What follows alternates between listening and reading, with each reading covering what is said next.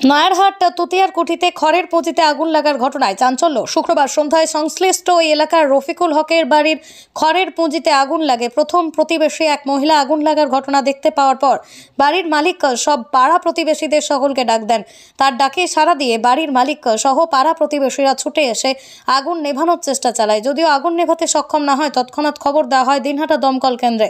কিছুক্ষণের মধ্যেই দিনহাটা দমকল কেন্দ্রের একটি ইঞ্জিন ও দমকল কর্মীরা ঘটনাস্থলে পৌঁছয়।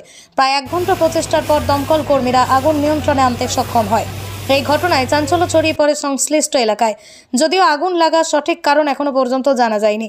আজ সকালে এলাকায় আরও একটি খড়ের পুঁজিতে আগুন লাগার ঘটনা ঘটে।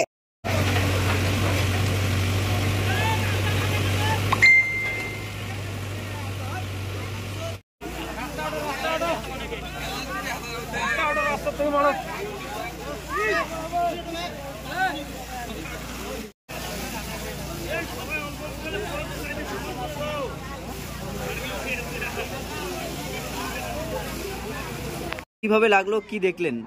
আমরা তো জানি না, আমরা তো মনে করো বাজারে ছিলাম। এখন মনে করো একটা মেয়ে মানুষ এখন দেখিয়ে চিল্লি করছে, চিল্লি করার পরে লোকজন জড়ো হয়েছে। তারপরে দমকল ফোন করছে, দমকল আসছে, দমকল আসিয়ে তারপরে কতক্ষণের চেষ্টায় আগুন নিয়ন্ত্রণে আসলো? মোটামুটি 2 ঘন্টা খানে, 2-2.5 ঘন্টা। সকালবেলাও এই একটা ঘটনা ঘটেছিল এই তুতিয়ারকুড়ি এলাকায়। এই এলাকায় ওই পাশে কি মনে হচ্ছে এখন? কি জানি এখন মনে, এখন কি করি এখন? আমরা এখন বাড়িতে ছিলাম না, বাজারে ছিলাম। মেয়ে মানুষই মনে করো দেখি এখন চিল্লি বানাচ্ছে। কি জানি। আপনার নাম? আমার নাম রফিকুল হক। আপনি কে? আমি বাড়িওয়ালা।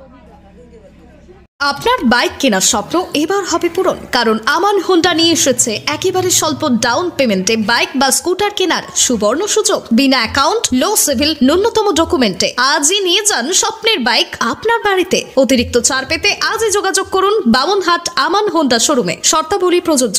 যোগাযোগ করুন 9002805414।